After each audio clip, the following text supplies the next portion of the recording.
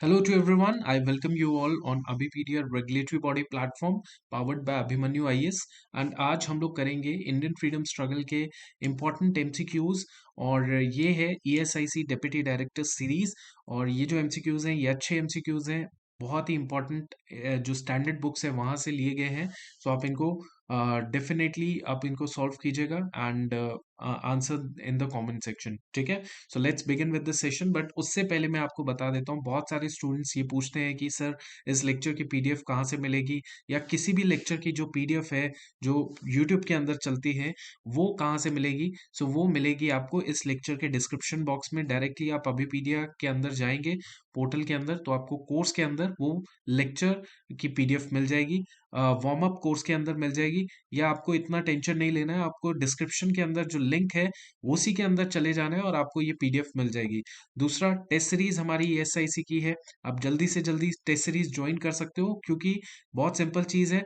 UPSC कभी भी आपको स्केड्यूल निकाल सकती है एएसआईसी के, एंड उसमें आप अपनी टेस्ट सीरीज जब लगा लेंगे तो आप you will be able to test your knowledge, right, कि कितनी प्रॉपर आपने प्रिपरेशन की है। इसके अलावा कंप्लीट कोर्स है, कंप्लीट कोर्स भी है हमारा with the complete discounted price. So आप डायरेक्टली कॉल कर सकते हैं या खुद देख सकते हैं, वहां पे डिस्काउंटेड प्राइस पे आपको कंप्लीट कोर्स भी मिल जाएगा, ठीक है। So now let's talk about the question number 1। बहुत जबरदस्त सवाल है, ध्यान से पढ़िएगा। स्टेटमेंट 1 क्या कहता है? स्टेटमेंट 1 कहता है कि 1856 नवाब Wajid Ali Shah was dethroned and exiled to Calcutta on the plea that the region was being misgoverned, ठीक है। Second statement is the Nawab was accused of being unable to control the rebellious chiefs and तालुकदास। सो कौन सी statement है जो correct है, कौन सी statement गलत है? जल्दी आंसर दीजिएगा। You have 10 seconds to answer this question and then हम लोग आगे बढ़ेंगे। यस, चलिए। सो इसमें क्या बोला जा रहा है मैं हिंदी में एक बार बता देता हूँ। 1856 के टाइम पे नवाब वाजिद अली शाह, उनको डीथ्रोन कर दिया गया, उनको उनके तख्त से अलग कर दिया गया एंड उनको कैलकटा भेज दिया गया, क्योंकि बोला जा रहा था कि जो अवध है, जो कि रीजन की बात की जा रही है, अवध की बात की जा रही है, ये मिसगवर्नड हो रहा है। मतलब वाजिद अली शाह जो है वो प्रॉपरली गवर्न नहीं कर पा रहे हैं अवध रीजन को। Number 1 point. नंबर 2 पॉइंट यहाँ पे ये बोला जा रहा है, इसीलिए नहीं कर पा रहे हैं बिकॉज नवाब के ऊपर बहुत सारे एक्विजिशंस लगे, आरोप लगे कि he was unable to control the rebellious chiefs and talukdars. जो चीफ्स हैं, तालुकदार्स हैं, उनको कंट्रोल नहीं कर पा रहे हैं। इसीलिए उनको बोला जा रहा है कि आप चले जाइए कलकत्ता, हम लोग कंट्रोल कर लेंगे। किनके द्वारा बोला जा रहा है? ब्रिटिशर्स के थ्रू बोला जा रहा है, राइट। तो आंसर दीजिएगा इसका, क्या आपको लगता है आंसर क्या होना चाहिए, करेक्ट आंसर?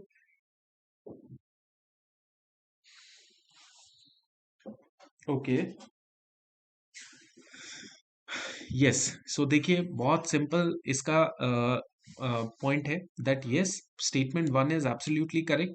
हाँ, मिस गवर्न की वजह से जो है वाजिद अली शाह को भेज दिया गया कैलकटा। दूसरा रीजन यही, उसका रीजन यही था कि नवाब को बोला गया कि आप चीफ और तालुकदार को प्रॉपरली कंट्रोल नहीं कर पा रहे हो, इसीलिए। तो दोनों स्टेटमेंट सही है। और दूसरी जो स्टेटमेंट है वो पहली की करेक्ट सोल्यूशन है। वो क्या है? पहली की करेक्ट सोल्यूशन है, राइट। ये जो आंसर है, ये आंसर यहां से मिल जाता है आपको कि सब्सिडरी अलायंस, आपको पता है सब्सिडरी अलायंस के बारे में आपने पढ़ा होगा। सबसे पहले अवध के अंदर जो है इम्पोज किया गया, मतलब सब्सिडरी अलायंस जो है, अवध जो है इसका शिकार बहुत जल्दी हो गया था 1801 के टाइम पे। और इसमें क्या था कि जो अवध के नवाब थे, दो 1801 के अंदर, अभी तो 1856 का सवाल, 56 की बात चल रही थी, ठीक है। बट 1801 के अंदर जब अब सब्सिडरी अलायंस को अवध के ऊपर लगाया गया, इम्पोज किया गया, तो अवध के नवाब को अपनी जो फौज थी, जो नवाब की फौज होती थी, उसको खत्म करना पड़ता था और ब्रिटिशर्स की फौज को अपने एरिया में रखना पड़ता था, ताकि ब्रिटिशर्स, जो ब्रिटिश आर्मी है, वो उस एरिया को कंट्रोल करे, ठीक है। तो और नवाब को जो एक्ट करना पड़ता, नवाब को चलना पड़ता था on the advice of British resident who was now attached to the court of Awadh, ठीक है। सो अब फौज उसके पास थी नहीं, ठीक है, आर्म फोर्सेस उसके पास थी नहीं, तो ऑब्वियसली नवाब को बड़ी दिक्कत होती थी, नवाब को बहुत दिक्कत होती थी कि कंट्रोल कैसे करे वो तालुकदार्स और चीफ्स को, ठीक है। सो इस वजह से वो कंट्रोल नहीं कर पा रहा था, दैट इज एब्सोल्युटली करेक्ट। लेकिन ये इसका रीजन ये था क्योंकि सब्सिडरी अलायंस जो अवध के ऊपर इम्पोज कर दी गई थी, जिसकी वजह से नवाब की पावर जो थी बहुत लिमिटेड हो रही थी डे बाय डे, इसीलिए उसको भेज दिया गया कैलकटा के थ्रू, कैलकटा के अंदर। और ब्रिटिशर्स ने ये सोचा था कि ये वाजिद अली शाह जो है ये काफी अनपॉपुलर है, इसको भगा भी देंगे, यहाँ से डीथ्रोन भी कर देंगे तो कोई फर्क नहीं पड़ेगा। लेकिन जब लोगों ने जब इसको कैलकटा में भेजा गया तो उस टाइम पे जो अवध के नेटिव्स थे, लोग थे, उन्होंने काफी जबरदस्त प्रोटेस्ट किया इस चीज का, ठीक है, काफी जबरदस्त प्रोटेस्ट किया। नेक्स्ट क्वेश्चन देखते हैं, स्टेटमेंट वन क्या कहता है। स्टेटमेंट वन कहता है the permanent settlement was rarely extended to any region beyond Bengal. Statement two क्या कहता है, आफ्टर 1810 1810 में agriculture prices decline effecting adversely the income of Bengal zamindars. ठीक है, सो आपने आंसर बताना है, क्या आपको आंसर लगता है कि परमानेंट सेटलमेंट जो है वो रेयरली एक्सटेंड किया गया था रीजन बियॉन्ड बंगाल। दूसरा है after 1810 agriculture prices decline effecting adversely the income of Bengal zamindars. जल्दी बताइएगा क्या आंसर हो सकता है, you have 10 seconds to answer this question.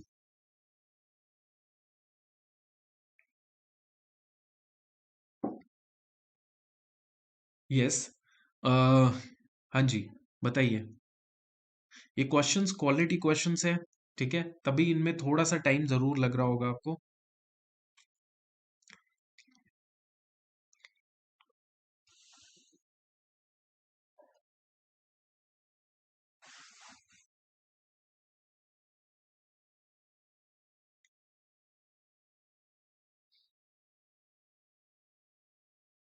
Yes, देखिए इसमें क्या है, पहली स्टेटमेंट तो ठीक है, ये वर्बटिज्म है, ये बुक्स में सीधा सीधा ऐसा ही स्टेटमेंट लिखा हुआ है, ठीक है, तो पहला ठीक है। और जो दूसरा है, दूसरा after 1810 agriculture prices decline effective, decline नहीं हुए थे।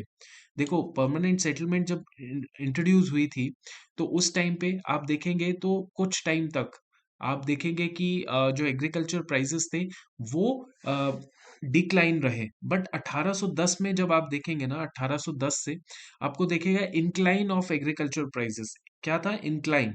सो इंक्लाइन जो है आपको एग्रीकल्चर प्राइसेस दिखेंगे, रोज, डिक्लाइन नहीं हुआ, इंक्लाइन हुआ, रोज हो गए, जिससे क्या हुआ, प्रोड्यूस जो बेच रहे थे जमींदार, वो प्रोड्यूस का वैल्यू उनको मिल रहा था, और इस वजह से जो है उनकी इनकम भी जमींदारों की बढ़ रही थी, ठीक है।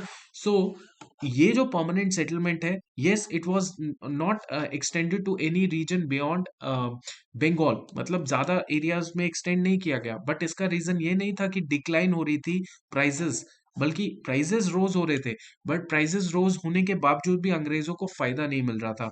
तो इसीलिए ये गलत स्टेटमेंट हो गई, ये सही स्टेटमेंट हो गई। अगर स्टेटमेंट सेकंड की बात करें तो statement second is false, statement one is correct, C should be your correct answer, ठीक है। I hope you understood this question कि परमानेंट सेटलमेंट का सबसे बड़ा ड्रॉबैक पता है क्या था, परमानेंट सेटलमेंट में सबसे ज्यादा बेनिफिशियरी पता है कौन रहा, जमींदार रहे, क्योंकि जमींदारों को पता था कि हमने फिक्स परसेंटेज जो है ब्रिटिशर्स को देनी है, ठीक है, तो फिक्स परसेंटेज ब्रिटिशर्स को दे दिया और खुद जो है वो खूब सारा पैसा कमा रहे हैं, क्योंकि उन्होंने इनके पास भी नहीं छोड़ना है, किनके पास, जो ये है, जो फार्मर्स हैं, जो खेती कर रहे हैं, उनके पास भी वो रखते नहीं थे ज्यादा, वो उनसे भी ले लेते थे और ब्रिटिशर्स को एक लिमिटेड अमाउंट देते थे। चलिए अब नेक्स्ट सवाल देखते हैं। Towards the beginning of 20th century a new hybrid architectural style developed which combined the Indian with the European. Statement 2. By integrating Indian and European styles in public architecture, the British wanted to prove that they were legitimate ruler of India. Now you have to answer this question.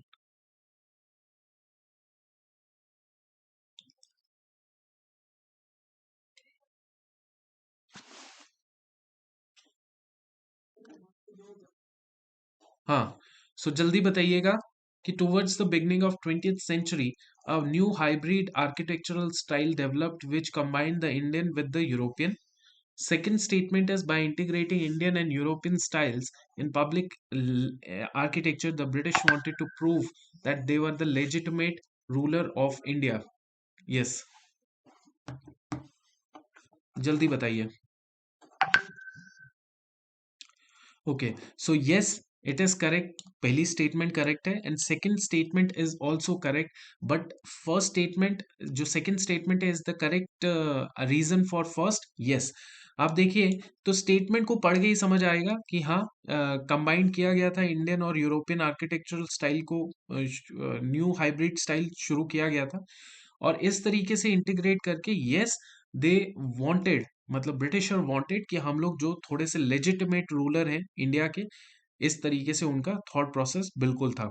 Next सवाल देखते हैं. Which of the following statements about town planning in British India in early 19th century is are correct.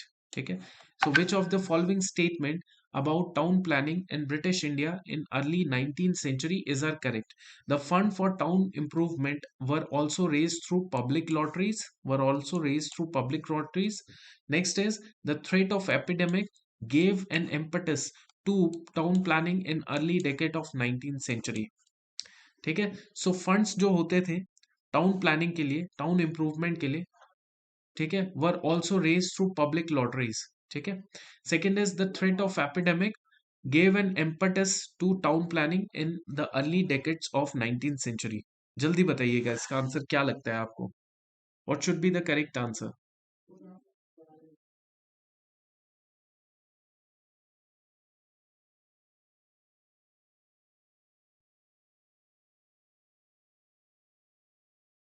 Yes.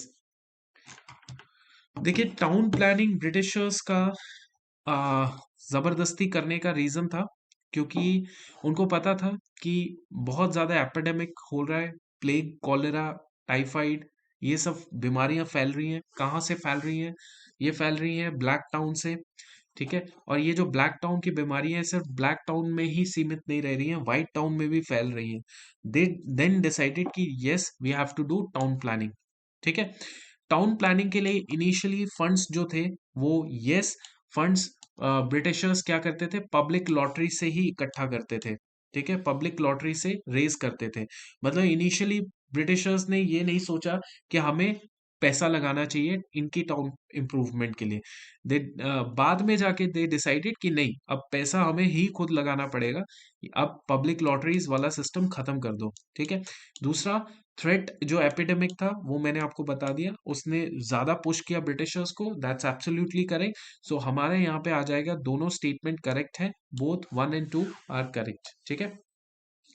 थोड़ा सा एक point मैं आपको बता देता हूँ कि वेलेस्ले जो है, वेलेस्ले ने थोड़ा बहुत कोशिश की कि हाँ टाउन प्लानिंग होनी चाहिए क्योंकि दिक्कत हमें ही होने वाली है. और उसके बाद लॉटरी कमेटी भी आई जो क्या करती थी, गवर्नमेंट की हेल्प करती थी फंडिंग इकट्ठा करने में, मतलब पैसा, लोगों से पैसा इकट्ठा करने में करती थी. ठीक है, कि फंड्स जो है वो लोगों से रेज किए जाते थे पब्लिक लॉटरीज के थ्रू. ठीक है. उसके बाद अल्टीमेटली क्या हुआ कि जब प्लेग, कॉलेरा वाली जो बीमारियां पैदा हुई, उसकी वजह से और ज्यादा कोशिश की गई कि हाँ पैसा लगाया जाना चाहिए टाउन इम्प्रूवमेंट के लिए.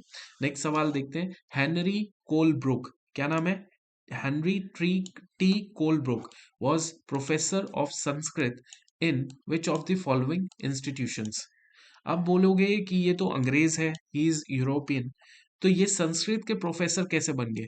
क्योंकि आपको शायद मैंने बताया होगा कि जो ब्रिटिशर्स थे या यूरोपियंस थे, कुछ यूरोपियंस माइनॉरिटी में, वो बहुत ज्यादा इंटरेस्ट रखते थे इंडिया के लिटरेचर के अंदर, रिलीजन के अंदर, जो लैंग्वेज है उसके अंदर. ठीक है. सो उसी में से है थे कोलब्रुक, और ये कहा जाता है इनको ओरिएंटलिस्ट, ओरिएंटलिस्ट और एंग्लिस्ट. सो एंग्लिस्ट वो जो अंग्रेजी का प्रमोशन करते हैं, साइंटिफिक जो वेस्टर्न एजुकेशन है उसकी बात करते हैं. ओरिएंटलिस्ट वो जो इंडियन कल्चर की बात होती है, जिसमें इंडियन लैंग्वेज, इंडियन रिलीजन की बात, लिटरेचर की बात होती है. He was orientalist. Colebrooke, T Colebrooke, Henry T Colebrooke was orientalist. ठीक है. So he was one of the following institution. क्या है, कौन सा है?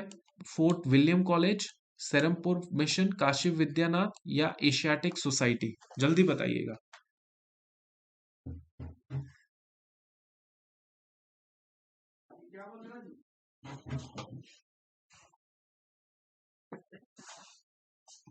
जल्दी बताइए। Fort William College, Serampore mission, Kashi Vidyanath या एशियाटिक सोसाइटी? सो इसका आंसर क्या है? इसका आंसर है फोर्ट विलियम कॉलेज। ठीक है, सो फोर्ट विलियम कॉलेज जो है उसको कोलब्रुक जो he was appointed as a honorary professor of Sanskrit and Hindu law in the Fort William college, right?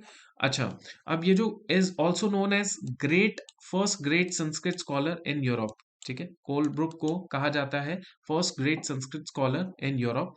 ठीक है, और वेल्सले जो है 1805 में, वेल्सले 1805 में उन्होंने अपॉइंट किया था इसको as a honorary professor of Sanskrit and Hindu law in the Fort William college, right?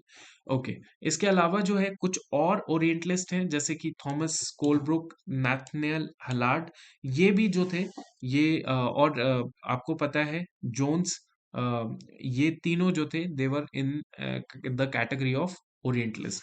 Next सवाल देखते हैं। लिमिटेशन लॉ जो है which was passed by British in 1859 address which of one of the following issues? Limitation law. Loan bonds would not have any legal validity. Loan bonds signed between money and lender and riots would have validity of only 3 years. ठीक है, loan land bonds जो होते हैं could not be executed by money lender. Loan bonds would have validity for 10 years. हाँ जी, जल्दी बताइएगा what should be the correct answer?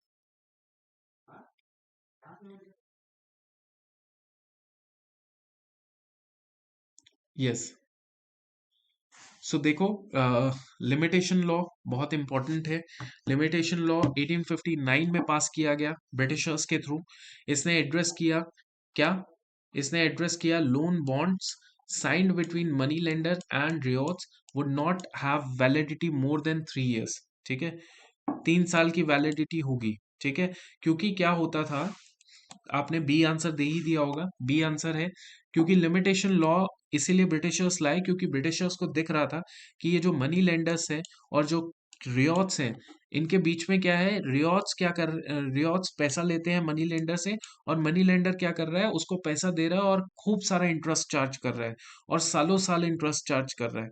तो Britishers ने ये लॉ लेकर आए कि हाँ, 3 साल से ज्यादा का बॉन्ड नहीं होना चाहिए, 3 साल से कम का बॉन्ड होना चाहिए। ठीक है, तो इस तरीके से ताकि जो एक्यूमुलेशन है, मनी लेंडर खूब जिंदगी भर उसको जो है रियॉत को एक्सप्लॉइट ना करें, राइट? तो ये चीज है। नेक्स्ट सवाल देखते हैं। Deccan agriculturalist relief act of 1879 was enacted which one of the following objectives? क्या ऑब्जेक्टिव था?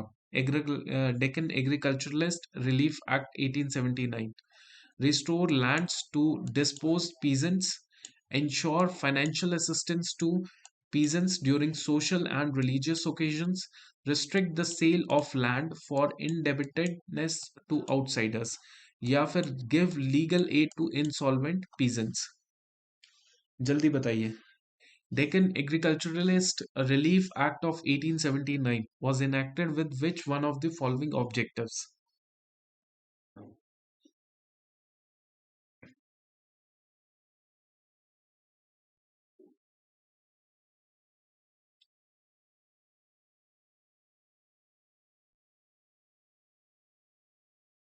हाँ, सो इसमें क्या है, it is insure the financial assistance to peasants during social and religious occasions. Insure the financial assistance to, okay. Now देखिए, अब बहुत ध्यान से देखिएगा, ये एक्ट लेकर आए ब्रिटिशर्स, लेकर आए, इनैक्ट किया गया। तो restore the land to the disposed peasants, क्योंकि पीजेंट्स की लैंड को मनी लेंडर्स ने ले लिया था। क्यों? क्योंकि पीजेंट्स के ऊपर खूब सारा इंटरेस्ट वो चार्ज करते थे, पीजेंट दे नहीं पाता था, और ये लैंड के रिकॉर्ड, सारा ओनरशिप सब मनी लेंडर्स के पास पहुंच रही थी। तो इसीलिए ये एक्ट आया, जिसमें इस एक्ट में एक क्लॉज ये दिया गया कि restore land to the dispose peasants. ठीक है, इसके अलावा इसमें एक और चीज इंश्योर की गई कि farmers could not be arrested, उनको अरेस्ट नहीं किया जाएगा और इम्प्रिजन नहीं किया जाएगा if they are unable to pay their debts. ठीक है। उनको उन्होंने अगर अपना वापस नहीं किया है डेप्ट, तो उसको ऐसा नहीं है कि अरेस्ट और इम्प्रिजन कर दिया जाएगा, ठीक है, इस एक्ट के अंदर। नेक्स्ट हम लोग बात करते हैं, who among the following was known during the days of revolt of 1857 as Danka Shah. ये सवाल बड़ा फेमस सवाल है डंका शाह के ऊपर, 1857 के रिवोल्ट से रिलेटेड है, कि किसको जो है बोला जाता था डंका शाह 1857 के रिवोल्ट के अंदर। शाह मल, मौलवी अहमदुल्ला शाह, नाना साहेब या तात्या टोपे। जल्दी बताइएगा, 10 सेकेंड्स मैं आपको देता हूं, इसके अंदर आपने आंसर देना है।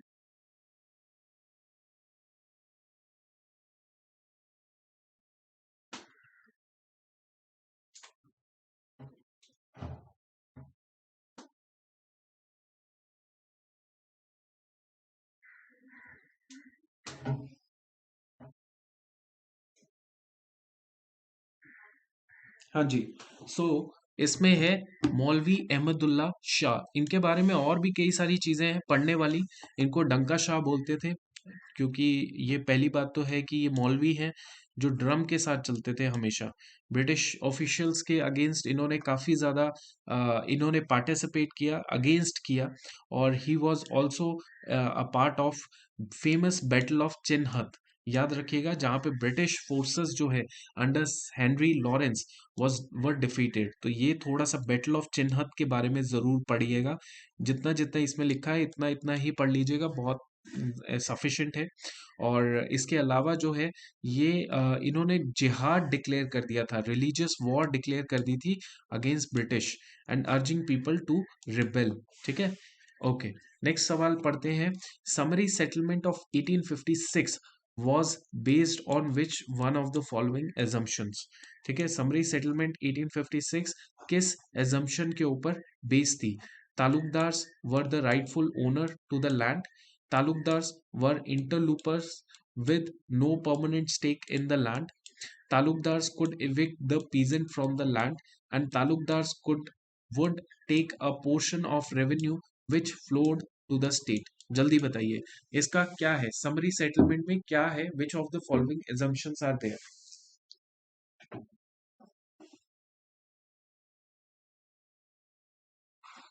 हाँ जी।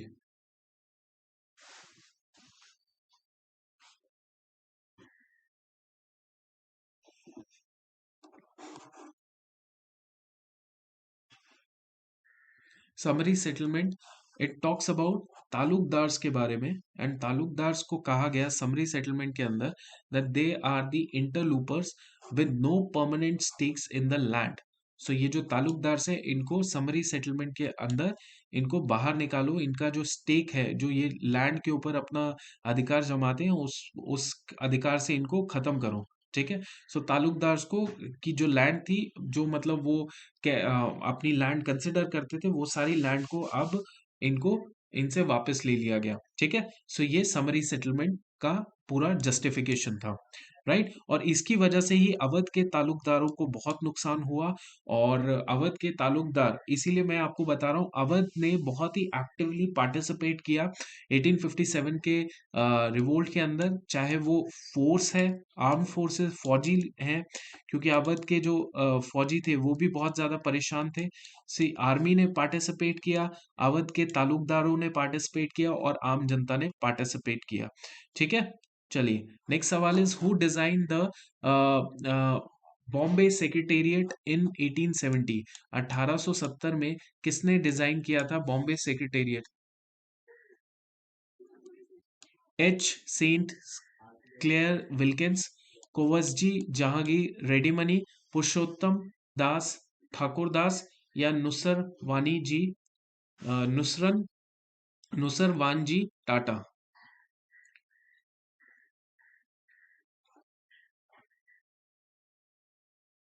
हाँ जी। तो ये आंसर आप बताएंगे मुझे?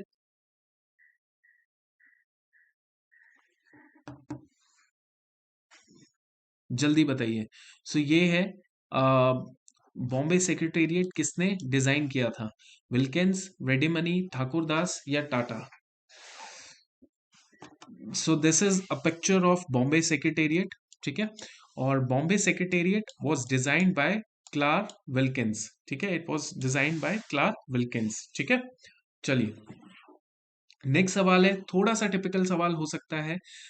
विच European traveller had observed a Hindu woman, उन्होंने क्या बोला, यूरोपियन ट्रैवलर ने क्या बोला, एक हिंदू वुमन है, can go anywhere alone even in the most crowded places and she need never fear the impertinent looks and jokes of idle loungers, ठीक है। सो ये कौन से यूरोपियन ट्रैवलर ने ऑब्जर्व किया था, ठीक है। It is Francois Bernier, Jean Baptiste Tavernier, Thomas Roe या एबे जे ड्यूबियस, जल्दी बताइए।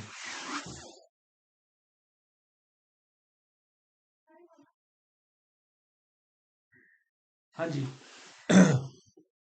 देखिए, आपने थोड़ा बहुत भी स्टैंडर्ड बुक्स पढ़ी होंगी तो इनका नाम भी सुना होगा, इनका नाम भी सुना होगा, और इनका नाम तो सुना ही होगा, ठीक है। ये तीनों जो थे, they critic, critic of situation of women, मतलब विमेन की हालत अच्छी नहीं है, ठीक है।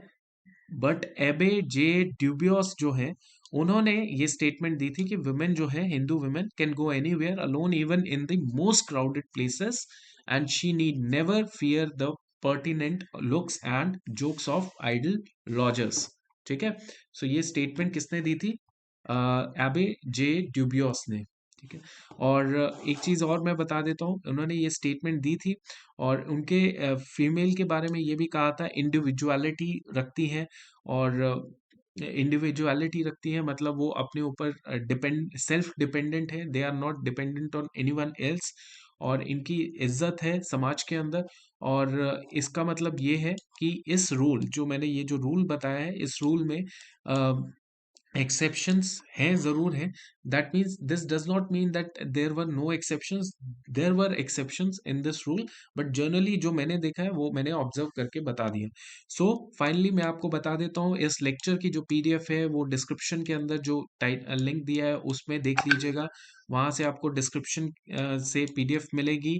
दूसरा, टेस्ट सीरीज है ईएसआईसी की, जबरदस्त टेस्ट सीरीज बनी हुई है, अच्छे टेस्ट हैं, उनको सॉल्व कीजिए। एक दो डेमो मॉक टेस्ट भी फ्री होंगे तो आप चेक करके देख सकते हैं। इसके अलावा what you will be getting is the complete course of ESIC, you can complete it. अगर पूरा अच्छे से ध्यान लगा के करना चाहते हो तो 1.5 महीने में कंप्लीट कोर्स भी कर सकते हो, कोई इसमें दिक्कत नहीं है, ठीक है। सो आप उसको भी ले सकते हो, परचेज कर सकते हो। एंड आज के लिए इतना ही, सेशन को जरूर लाइक कीजिएगा बिकॉज इससे मोटिवेशन आती है आपसे बेस्ट कंटेंट लाने के लिए। एंड अभी के लिए थैंक यू, जय हिंद।